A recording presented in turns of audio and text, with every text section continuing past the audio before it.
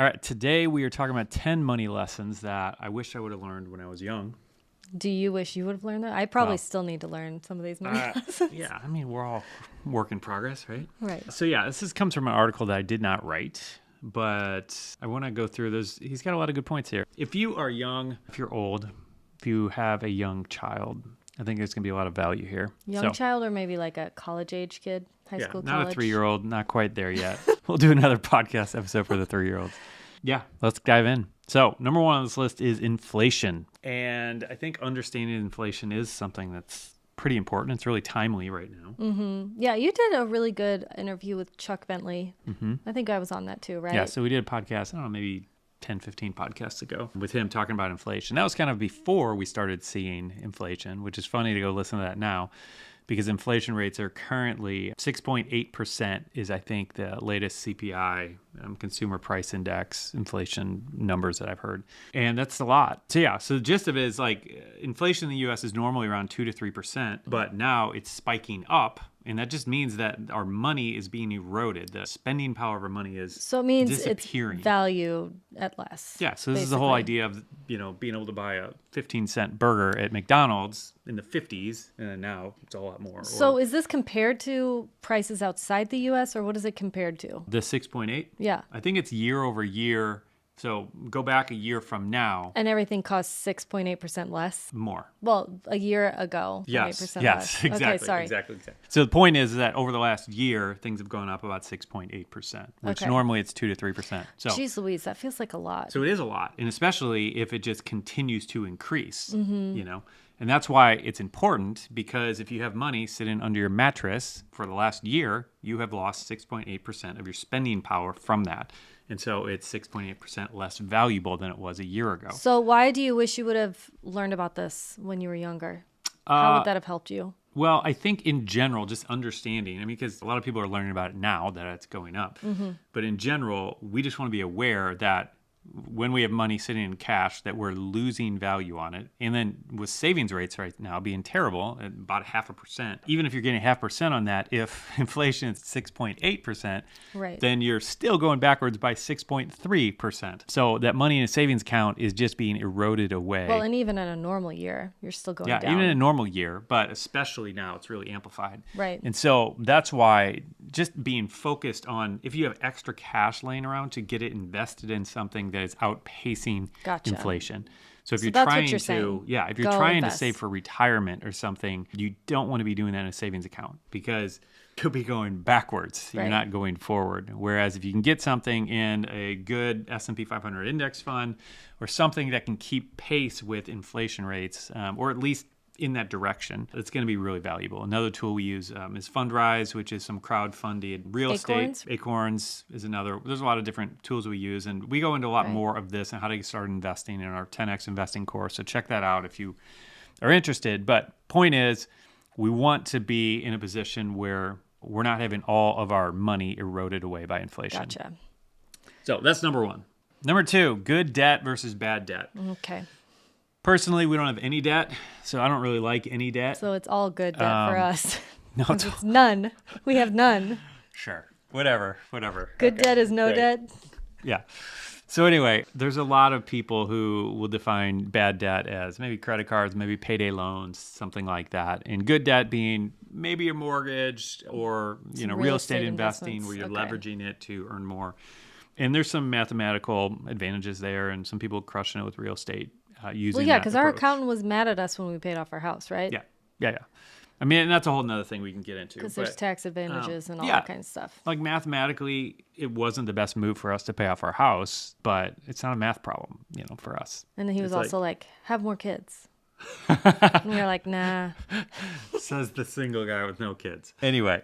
So point is, I prefer no debt, but I think understanding, if nothing else, the difference between good debt and bad debt. So bad debt being something where it's like, I just want it faster. I want it now. I want 10 pair of shoes now. And so I'm going to put this on a credit card or whatever, and then I'm going to be paying for it for the next 3 years. That falls in the category of bad debt. Pretty much everyone I've never universally agrees on that. I was so smart about that. You're so smart. Anyway, number 3 on our list here is cryptocurrency. Something I still don't understand really either. This is a whole nother one that we could spend a lot of time talking about. And I've been getting a lot of questions about this. And so I'm probably going to create a course on it, I think. Just kind of going in, showing what we've been doing, what I've learned, because I've been studying about the last 2 years pretty intensely. And I'll say this, there's a lot of people who still are dismissing cryptocurrency. Right. It's the whole thing is really similar. When you look at everything about it, it's really similar to the internet in the 90s. And I think that's interesting. And there's a lot of people who are dismissing it. There were a lot of people in the mid 90s who were dismissing the internet as just some passing fad. And we all know how that turned out. Right. Everything we do is on the internet. So I think that's the thing to think about here is just be aware, pay attention. If you don't want to invest in anything, buy any coins, that's fine. That's completely fine. But I think being aware of what's going on will be beneficial for you. I think it's always beneficial for us to learn and to be aware of what is going on around us. I mean, even just to watch it for the entertainment benefit of it, because it is quite a roller coaster, isn't it? Yeah, absolutely. I mean, what did the Bitcoin, it started out at obviously zero, but what's the roller coaster been like? So I'm trying to think, like in 2017 or 18, I think Bitcoin reached a high of like about $19,000, and then over the next year dropped down to about 3,000. Over a year. And then went back up and then came back down. And then now it went up to 67,000. And now I think it's at like 46,000 at the time of the recording. Anyway, so it's a roller coaster. Yeah. And that's Bitcoin. That's one of the more stable cryptocurrencies. So there's no doubt that it's a roller coaster. There's no doubt there's a lot of hype in the whole cryptocurrency space. But at the end of the day, that's exactly what was going on with the internet in the 90s and the .com stocks and all this stuff. So there's a lot of hype, but if you can see the long term, the big picture, and see beyond that, I think there's something here that is going to be around. I think this is a game-changing thing that 20 years from now, we'll be looking back at it just like we look at the internet now. So all that to say, I wouldn't dismiss it. I would be paying attention and start there. All right, number 4 on the list is to invest early. Okay. This is really important. Right. I mean, I think somebody told me this when I think I had my first real job besides babysitting, and somebody was saying, if you save this much a month right now, when you retire, you'll have $1 million or something. And I was I want to go to the movies. I was like, that's awesome, but nah. Yeah, and that's, pretty much standard operating procedure for being in your teens and your 20s. And I had a millionaire mentor who at age 23 kind of finally knocked some sense into me to get a hold of this. And I'm really thankful that he did, because I took action on this at age 23. And we're now seeing a lot of the fruit of that. And I'm really thankful that I had someone step in and offer kind of this wisdom. And one like just basic framework to kind of think about this through if you are in your 20s. So if you're in your 20s, this is really rough math, rough estimate here, but every dollar that you have now can be worth $16 at retirement age for you if you're investing in your 20s. If you go to your 30s, every dollar that you have might be worth about $8 when you retire. And each decade on, it just gets reduced to less and less. So the point is, if you start now at an early age, you're at such an advantage over even 10 years down the road or 20 years down the road starting then. And everyone pushes it off. Everyone says, no, I'll do it later when it's more convenient, blah, blah, blah. Right. Well, I mean, the thing that's hard, I think, when you're young, and this is getting easier as we get older. Like we both turned 40 this year. So if you're listening and you're in your 20s, like the thing is you have a lot more life to live. And as you live that life, you're going to look back and think about time a whole lot differently than you do now. When I was in my 20s, everything was, what's going to be the best for right now? I'm just trying to get ahead for right now. I'm just trying to make my car payment, whatever. Yeah. But now looking back, we're like, oh, but we see that we had so much more time to put towards paying off the car, and I wish we would have invested at the same time. Do you know what I mean? Yep. Instead of just seeking pleasure for the moment. In hindsight, you can see that, that would have just worked out. That wasn't that big of a deal. Right. It kind of seemed like a big deal, reason not to invest $100 that month, but it really wasn't. Right. So yeah, if you can grab a hold of that, and again, you don't have to be in your 20s. It's the same thing, your 30s, 40s, your 50s. Just start as soon as you can. The point is the earlier the better. Time is your biggest ally when it comes to getting to really growing your money in an investment. Yeah.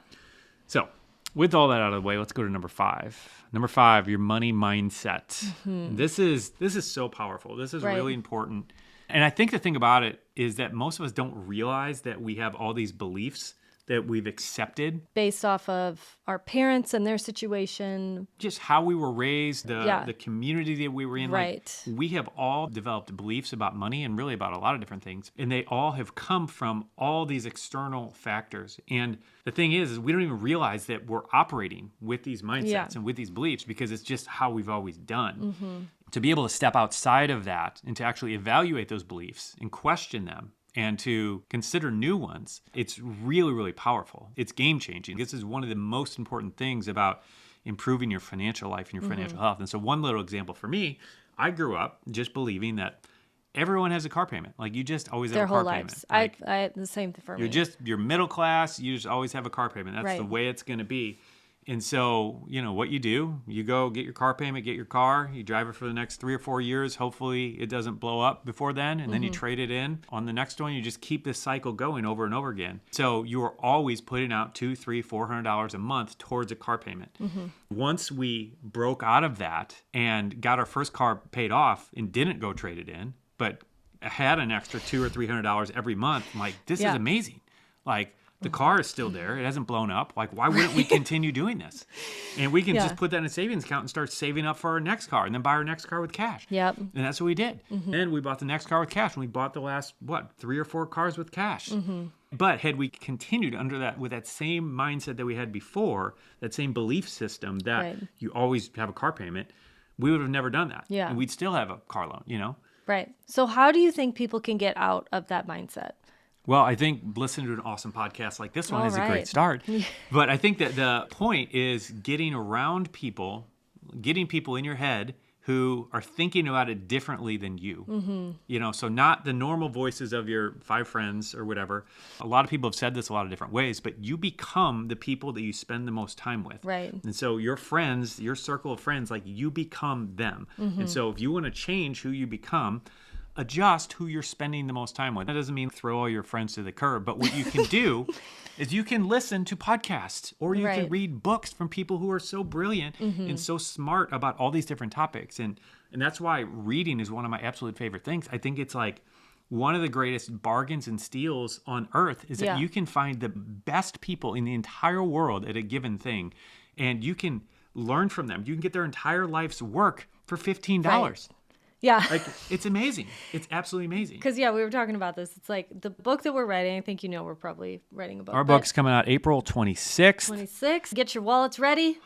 Our life's work for $15. It really is, though. Like, I feel like we've been working on this book the last 2.5 years, and we've been putting it into these bite-sized chunks, like these little chapters of how can we communicate this the best, of all these things that we've realized and come to understand. How can it be in these bite-sized chunks that other people can quickly understand and apply, And so it's not just like when you go get somebody's book, it's not just like gaining a little bit of information. I'm telling you, I feel like there's so much wisdom in these books because it's been years and years of testing and living out to get to what they've finally ended up with in the book. Yeah, and sure, there's some books that are better than others. True. But in many cases, you have some of the best and brightest people in the world on any given topic who are taking everything they've learned and pouring it into this little package you can get for $15. Mm-hmm. So all that to say, when you're reading a book, you're hearing someone else's, you're seeing someone else's perspective on something,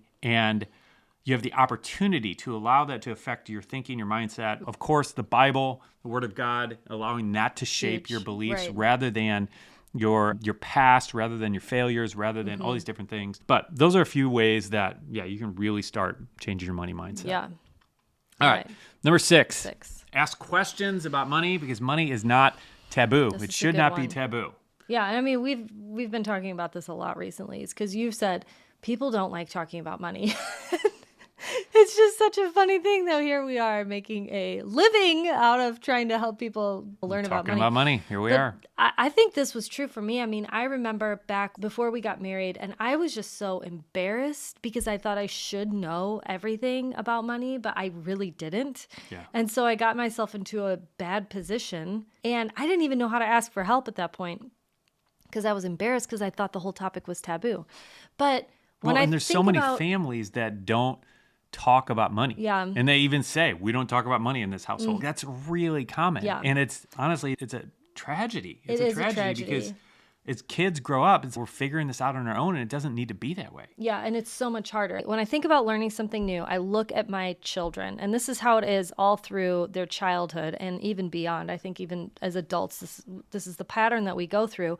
Learning something new takes a long time. So you think about a child learning to walk, a little baby learning how to walk. Like, it takes them so long to muster up the strength and courage to just stand there on their own, much less take a step. And then they take a step and then they fall.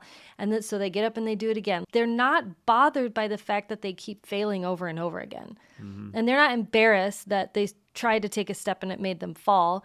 They just keep going. And I feel like along the way, growing up, we get embarrassed over failing over things, and it's actually not embarrassing at all. It's really... It's part of the process. It's how you find success. It's by going through failure after failure after failure.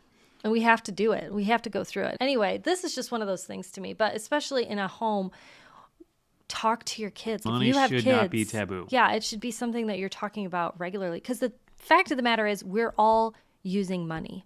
Yeah. All of us. We can either do it really well or we can do it really bad. If somebody never learns how to walk, you know what I mean? If they never see anyone else walking, then how can they do it properly? I don't know. Yeah. I just think be an example, and also don't be afraid to talk about it. We should normalize talking about money. Mm-hmm. And I'm not saying you have to tell everybody your salary or anything weird like that, but we're all managing it. So we might as well talk about it. Right. All right. Number 7 is go long. This is thinking long-term versus short-term with your spending, right? Mm-hmm. And I think as a young person, whatever, teenager, 20-something, as a youth, I had a teacher that would call us young people. She would go, young people, listen. Did you like that? No, I thought it was so weird. Did you call her old people? She was only 35 or something. She was younger than I am now. Great.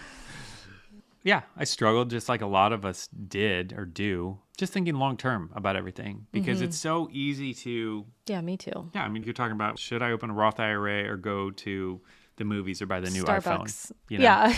Like, and that's, I've posted a couple of these things on Instagram where if you would have bought the iPhone when it first came out, whatever, it cost you X amount of dollars, if you would have invested that same amount of money in Apple stock that same time now, and like how it would be worth $50,000 or $100,000 or something. And that's short-term versus long-term thinking. Yeah. And it doesn't mean don't get the iPhone. Right. It just means have some foresight to see beyond just the immediate, just the current. Mm-hmm. And that's a really powerful thing, that the sooner you get that as a young people, the better you're going to be. But the other thing is, like, we are eternal beings. Like, this is another thing that we need to think about, is sometimes it's, I don't even know how I'm going to buy groceries next week. But the other thing that we need to be thinking about is, how is God looking at this? How can we, if we're spending eternity in heaven, what does that look like to have the foresight for storing up treasures in heaven? You know? Yeah, because I think that's one of the things. All of our world's approach to managing money is from a long-term perspective of 30, 40, 50 years. Mm-hmm. But as eternal beings, we should be thinking eternally with the money that we have in our care to manage while we're on earth. And so there's a lot of power there. Yeah. Number 8, invest in yourself. Mm-hmm. Also, another one that if I go back and talk to my 20-year-old self, what would you say? I would definitely say invest in yourself. And what I mean by that is kind of going back to the book thing, invest in education. Buy all the books you can. Buy the courses that are going to help you improve your life. So I'm buying courses all the time. I'm buying books all the time. And also spend your time on that too. Yeah. Yeah. So investing money, but also time on these things that are going to make me better or improve me in some way. Right. When I read a book, like, I'm looking for a nugget. And so pretty much any book that comes across my path that I'm remotely interested, I just buy it. And we have a pretty big budget for education. Because and a library over there. You can't see a lot. See a little bit. It's over here. Anyway, pretty big budget for education because I want to keep growing. And I know that I can learn one thing in a book or in a course that I take. And that one thing, I can carry that for the rest of my life and get benefit from it. Mm-hmm. And so it's not just I'm reading it now or I'm taking this course now just to get some short-term benefit. But I could learn how to do this thing. And this is how it was for investing for me. I'm so glad I started then because as soon as I started, I'm glad you did too. Yeah, like I started I'm learning reaping the benefits about all this. And these are skills that I can now take and carry for the rest of my life. Yeah. In the same way with anything. It doesn't have to be financial related, but like cooking. Right. I've spent a lot of time learning how to cook food because I'm like, if I'm going to be on this earth, we're going to be cooking meals for 60, 70 years. Like, why not get kind of good at it? And so I can have much better food for all those decades rather than just having mediocre food for my whole life. Again, something I've benefited from. You've definitely benefited from this, but I have too.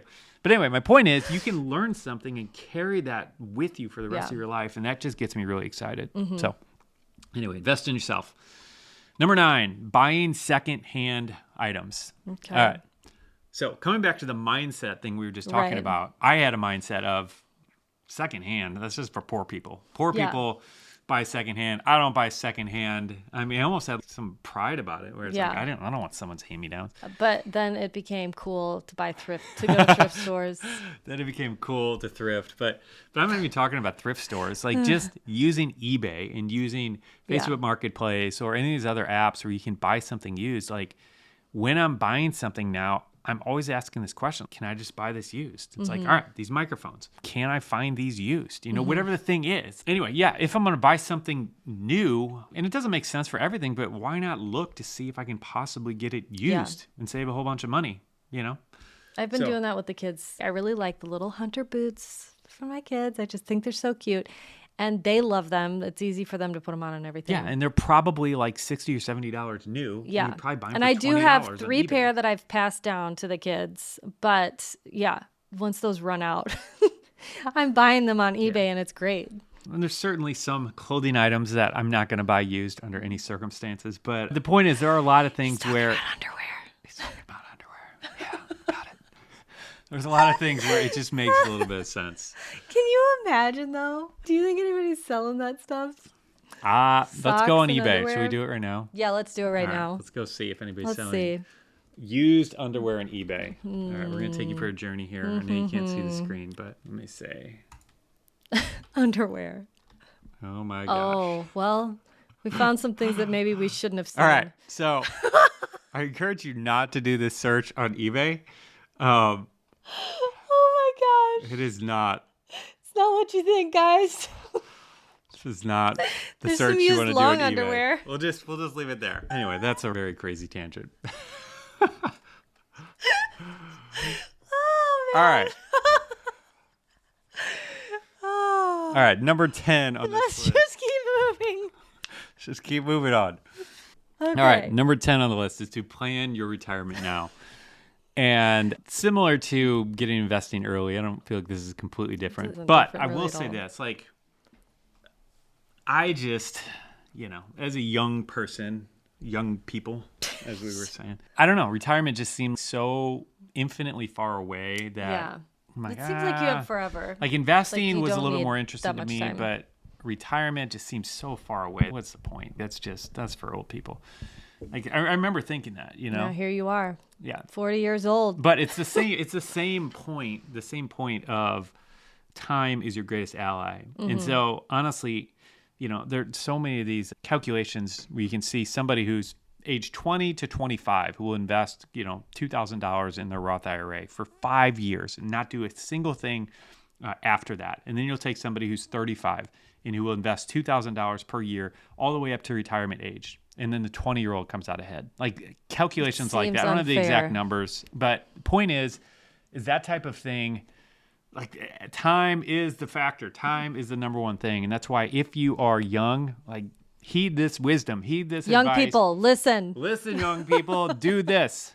And again, and even if you're our age, we're in the middle now, we're 40, a little bit older, a little bit younger, still, it doesn't matter. Just do it now if you haven't done it. Yeah, it's absolutely worth it. Now's the time.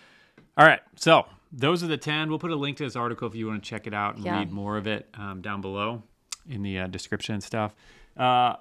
Thanks for listening to the podcast. Thanks for if you listening. haven't given us a review on iTunes, we would do. love it if you would. It'll help It would us mean out. a lot to us. And if you haven't gotten on our email list, be sure to do that. SeedTime.com/subscribe. We share all of our best stuff there, all of our best tips in that newsletter. And yeah, and it's awesome. All right. It's awesome. It's awesome. And we're awesome. Doing our best. All right. Have a great day, and we'll see you next time. See ya.